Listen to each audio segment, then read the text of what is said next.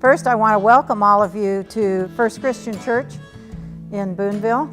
We're glad to see you here. We hope you come back for our subsequent quilt shows, and you can come back for church if you'd like to. It's a lovely group. Today what I'm going to talk to you about is Dear Jane. It's sometimes called a baby Jane.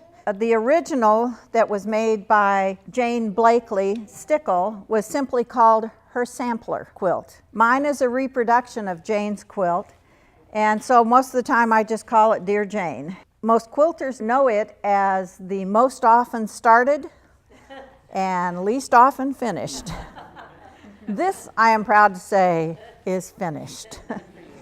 Sometime in late 2014, my friend Daz casually suggested that we should make a Dear Jane quilt this year. I had no idea what she was talking about. She said she'd found a shop in Texas that offered the Dear Jane quilt block of the month style. That simply means that you're going to do a set number of pieces or blocks each month. That meant they'd send all of those fabrics to us monthly, and then it would not be so cost prohibitive that way. So I said, why not? Let's go. I'm up for the challenge. So that, my friends, was the innocent beginning of this 2-year plus project that was initially exciting, challenging, perplexing, anger-provoking, and just plain irritating. All that being said, I'm so glad we did it, and I'm really proud of all three of us.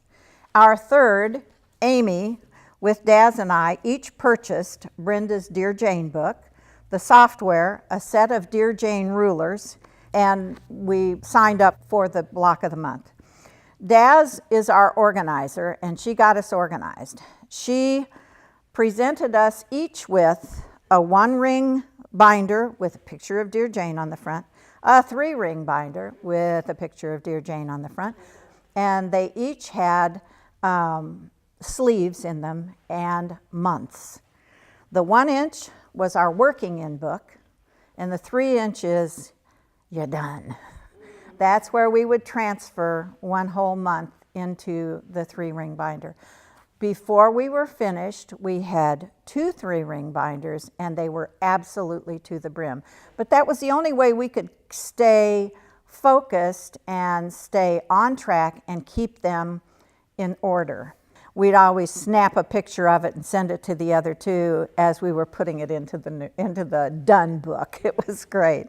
Amy is our computer guru, and she could take some of these blocks that we really felt were, well, the directions weren't good, or the drafting was not particularly good, and she had a computer designer, programmer person's head, and she could look at that and say, oh, well, if we extend this line and if we do it in this order, that will make it better. We did a lot of revision on patterns. We also had the software. It was an EQ program, electric quilt program, that is specific to Dear Jane, and that was a pretty good jumping off spot. We also had the book. We had a good starting point, but oftentimes we would disagree with the way they wanted you to do something, so we would blaze our own trail. We'd just go ahead and go off in a direction, and we'd go, no, I think it needs to be done this way or that way. I found out quickly that I'm not an applique person, especially not reverse or needle turn applique, so we mostly did raw edge applique. Daz had just completed a quilt that she had done a boatload of applique, so there was our applique person. There were times that they would suggest a specific order of either piecing or construction or something, and we would just disregard and do it our way instead. We got pretty good at that. Some of the blocks have paper piecing and raw edge applique on them. I'm the paper piecing guru, so I would blaze the trail that way. So we were pretty well covered. We had the person that could redraft the blocks, we had the person who had done a lot of applique, and we had me with the paper piecing. Each completed block each completed month of blocks, each completed row of blocks.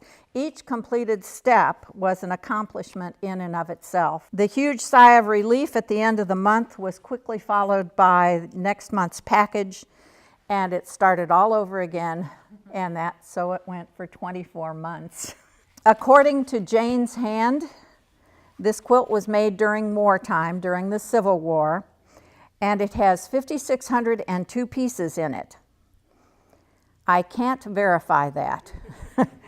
And I can't imagine keeping track of that either. So I'll take her word for it. All I know is it has a boatload of pieces in it.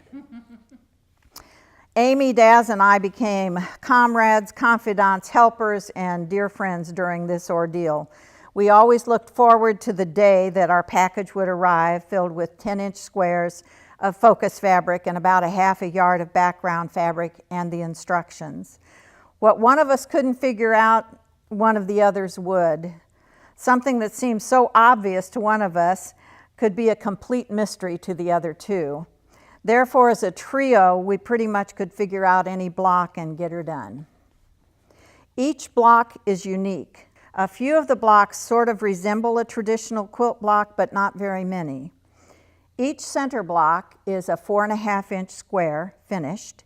There are 13 rows of 13 4.5-inch blocks, a total of 169 4.5-inch squares in the middle. The border has 13 piece triangles on each side and the top and the bottom, separated by solid triangles with 4 larger triangles in each corner.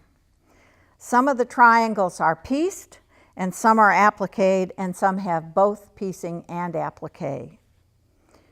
Now, why she decided to do triangles is a total mystery to me. I don't know why.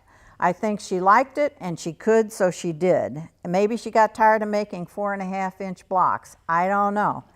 But she decided to do something that maybe she thought would hurry the project along. She was wrong. It didn't.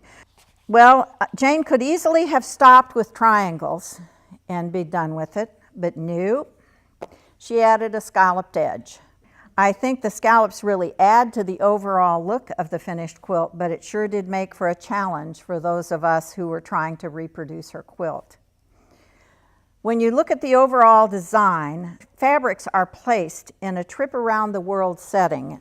The green one is the center, and then you see the more or less the yellow ones that come out, and then you follow the colors, and it's a loosely set together as a trip around the world color-wise.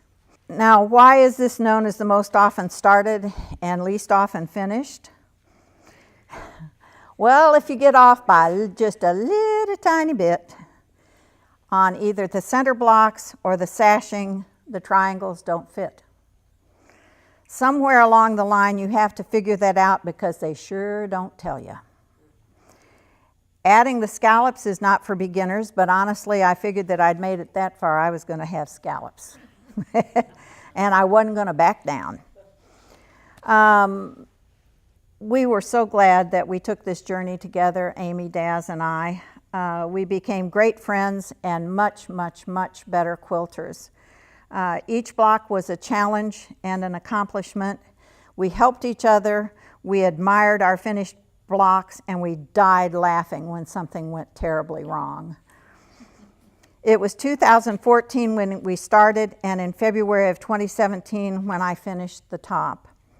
Esther Hackman in New Franklin hand quilted my finished top, and I love the way she quilted it. Daz's top is finished and at Stover Quality Quilting, and Amy's has finished her top, and it's with Esther for quilting as well.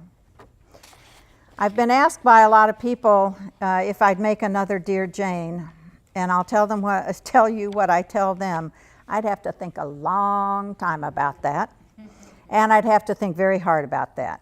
I'm really glad we did it together and finished it. I'm not so sure about making a second one. Please come up and look at it. and I'll be glad to answer any of your questions. If you would sign my book, if you have any comments, please make them, and enjoy the show and come back again next year or sooner.